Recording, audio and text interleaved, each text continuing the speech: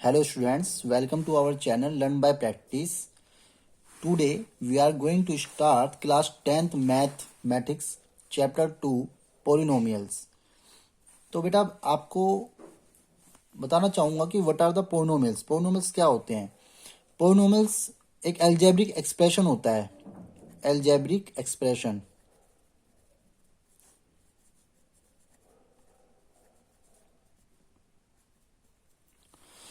which consists of coefficient and terms which consist of coefficient and term से मिलकर बनता है। एक पोलिनोमियल्स कोफिशिएंट प्लस टर्म्स, या तो आप एल्जेब्रिक टर्म्स भी हो सकती है, कांस्टेंट टर्म्स भी हो सकती है, उससे मिलकर एक पोलिनोमियल्स बनता है।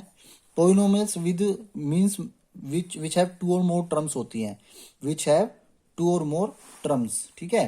Polynomials can be classified on the basis of terms and degrees. इसको टर्म्स के बेस पे एंड डिग्री के बेस पे क्लासिफाई किया गया है। पहला टर्म्स के बेस पे। टर्म्स के बेस पे कैसे? पहला, जैसे अगर if polynomial has one term only, one term like जैसे मान लो एग्जांपल लीजिए, उसे कहते हैं मोनोनोमियल। मोनोनोमियल कहते हैं, मोनोनोमियल पोलिनोमियल, सॉरी मोनोमियल ही कहेंगे। ठीक है। अगर एक ही टर्म है, only it has one term, only it has one term. अगर केवल एक ही टर्म है तो वो मोनोनोमियल है। अगर दो टर्म हो गई, जैसे एग्जांपल लीजिए, मोनोनोमियल में क्या क्या आ जाता है एग्जांपल में, मान लीजिए आप खाली x आ गया, या 2x आ गया, y आ गया, ठीक है, 2z आ गया, ये सारे एग्जांपल्स क्या है? मोनोनोमियल्स के हैं। या कोई भी कांस्टेंट टर्म आ गई मगर उसको कांस्टेंट पोलिनोमियल कहते हैं बेटा। मान लो खाली एग्जांपल लीजिए 2 आ गया अकेला, तो इसे कहते हैं बेटा कांस्टेंट पोलिनोमियल। ठीक है। दूसरा आ गया बायनोमियल। बायनोमियल में क्या होता है? टू टर्म्स होती हैं। कितनी टर्म्स होती हैं बेटा? Two terms. ठीक है। उसके जैसे एग्जांपल लीजिए 2x+3। ठीक है। मैंने शुरू में लिखा था कोफिशिएंट प्लस टर्म्स से जो मिलकर बनता है उसे पोलिनोमियल कहते हैं। अब इसमें क्या है? बायनोमियल्स को कहा जा रहा है। बाय से ही, नाम से ही पता लग रहा है इसकी टू टर्म्स आनी चाहिए। 2x+3, एक होता है 3x+4, 3x-4 भी कह सकते हो। ठीक है। एंड कोई भी वेरिएबल सपोज कीजिए, मान लो 2z-3 एसेट्रा, ऐसे कोई भी टर्म्स हो सकते हैं। खाली x+2x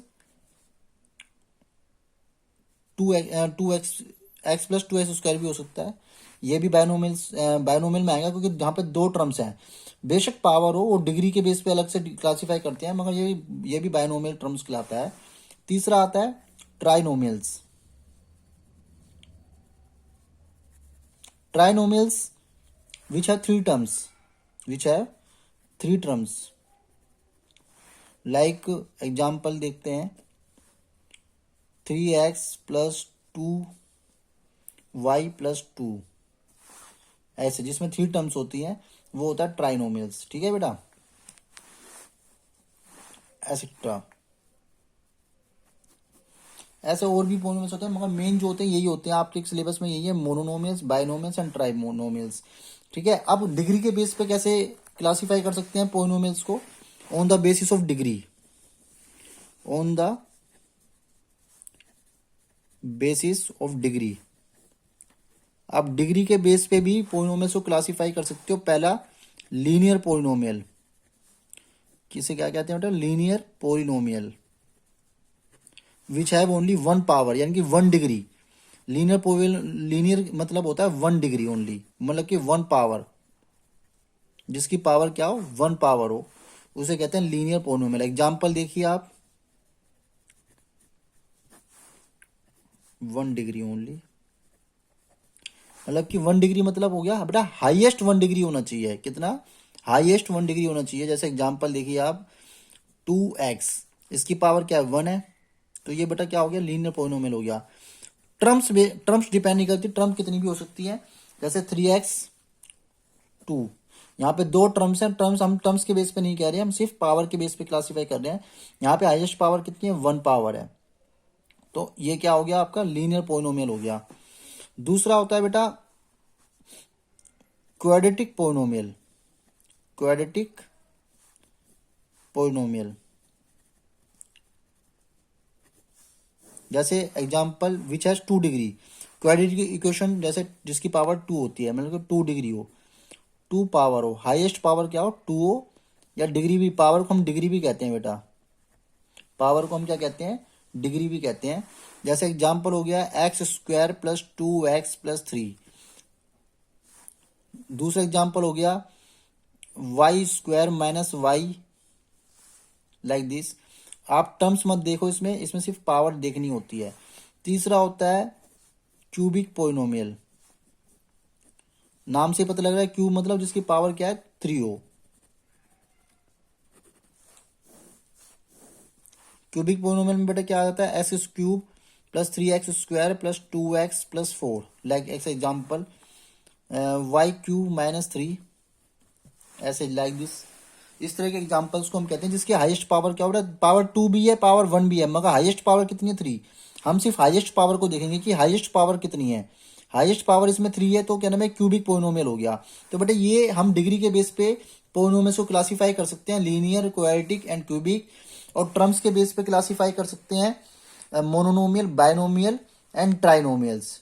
ओके गोट इट बेटे। अब आपसे कोई सवाल पूछे कि व्हाट आर नॉट पोलिनोमियल्स, आपने सर ये बता दिया कि पोलिनोमियल्स ये होते हैं, बट अब मैं पूछता हूँ कि what are not polynomials, polynomials क्या नहीं होते। देखो पोलिनोमियल्स में 3 चीज ध्यान रखना, अगर किसी की पावर नेगेटिव आ जाए, नेगेटिव n, तो वो पोलिनोमियल्स नहीं रहेगा, दैट्स नॉट ए पोलिनोमियल। जैसे एग्जांपल देखिए, यहां पे पहले लिख देता हूं व्हाट आर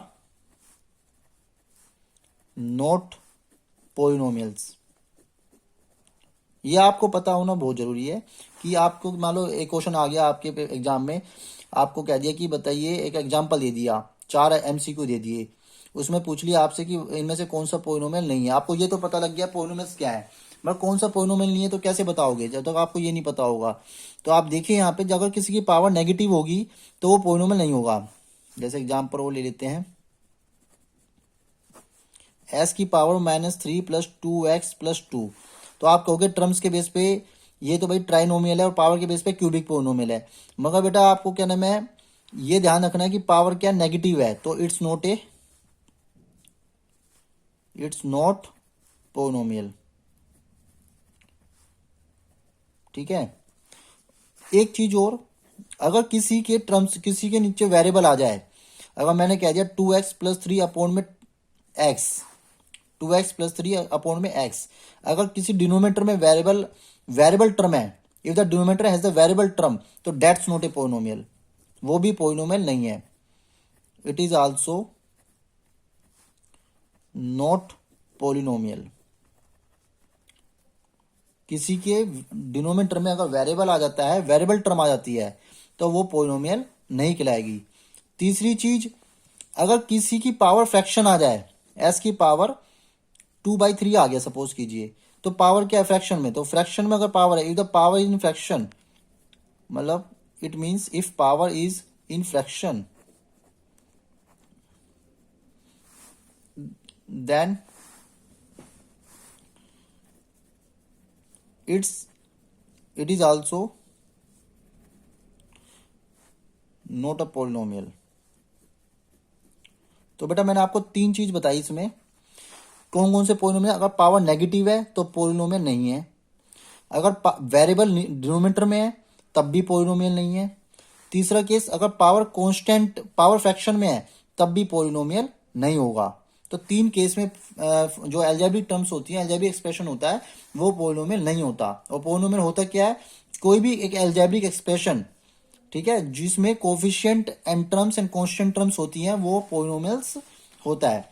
ठीक है, कांस्टेंट प्लस टर्म से मिलकर पोलिनोमियल बनता है। अब पोलिनोमियल्स कितने पार्ट्स में क्लासीफाई किया है, on the basis of term के बेस पे आप मोनोनोमियल, बायनोमियल एंड ट्राइनोमियल के बेस पे क्लासीफाई कर सकते हो। पावर के बेस पे आप पोलिनोमियल को डिग्री के बेस पे linear, quadratic and cubic polynomial के बेस पे क्लासीफाई कर सकते हो। बेटा ये सब तो इस चैप्टर का था basic. Now come to the exercise 2.1। ठीक है, 2.1 एक्सरसाइज पे आ जाते हैं। 2.1 क्लास 10th की एक्सरसाइज में आपको कह रहा है कि एक ऐसे ग्राफ्स आपकी बुक में दे रखे हैं, ठीक है। आपसे कह रहा है नंबर ऑफ जीरोस कितने होंगे बेटा। तो number of zeros if equation आपको दे दिया y equal to p x, y equal to p x. Number of zeros वो होते हैं जो एक्स एक्सिस को काटते हैं। अब ग्राफ देख के आप कैसे बताओगे कि नंबर ऑफ जीरोस क्या होंगे, जो एक्स एक्सिस को इंटरसेक्ट करेंगे, जितनी बार करेंगे, जो लाइन जो कर्व एक्स एक्सिस को इंटरसेक्ट करेगी जितनी बार करेगी, वो उसमें क्या होंगे, उसके नंबर ऑफ जीरोस होंगे उतने ही। अब देखो क्या ये लाइन एक्स एक्सिस को कट कर रही है, नहीं कर रही, तो नो जीरोस, इसका कोई जीरो नहीं होगा। इसका आंसर क्या होगा बेटा, नो जीरोस, कोई जीरो नहीं है इसका। अब देखो इस ग्राफ में देखिए, ये कर्व जो है इस एक्स एक्सिस को कितनी बार काट रहा है, ओनली वन टाइम काट रहा है, सिर्फ वन टाइम बार इंटरसेक्ट कर रहा है, तो इसका केवल क्या होगा, ओनली 1 जीरो है। क्या है, 1 जीरोस। Is it clear. अब इस ग्राफ पे आ जाइए, थर्ड पॉइंट पे। ये कर्व एक्स एक्सिस को कितनी बार कट कर रहा है, 1 2 3, 3 टाइम्स बार कट कर रहा है बेटा, तो इसके कितने जीरोस हो गए, 3 जीरोस हो गए। समझ गए। इस ग्राफ पे आ जाइए अब आप, ये जो कर्व है वो इस एक्स एक्सिस को कितनी बार काट रहा है, 2 टाइम्स, 1 और 2, तो 2 जीरोस हो गए। जितनी बार एक्स एक्सिस को लाइन जो भी कर्व है वो कट करेगा उतने ही उसके जीरोस होंगे। अब दो और क्वेश्चन आपकी बुक में है, एग्जाम्पल्स आप खुद करना है इसके, ऐसे ही बताने हैं कितने जीरोस होंगे। देखो 1 2 एंड 3, इसके 3 जीरोस हो गए। बिल्कुल ऐसे ही आप कट कीजिए 1 2 3, इसके भी बेटा 3 जीरोस हो गए। वैसे तो दोनों क्वेश्चन ही सेम टाइप से लग रहे हैं, दोनों के 3 जीरोस होंगे, 1 2 एंड 3, ठीक है। तो इस तरीके से बेटा 2.1 एक्सरसाइज कंप्लीट हो गई है। 2.2 आपको नेक्स्ट वीडियो में बताएंगे, ठीक है। ये हमने लर्न बाय प्रैक्टिस, मैंने नया चैनल स्टार्ट किया है, इसमें मैं आपको सारे सब्जेक्ट्स क्लियर करूंगा, physics chemistry math 9 to 12, science भी पढ़ाई जाएगी, फिजिक्स भी पढ़ाई जाएगी, ठीक है। अगर आपको हमारा चैनल अच्छा लगे तो आप इसको सब्सक्राइब करें, लाइक करें एंड शेयर करें। Thank you so much.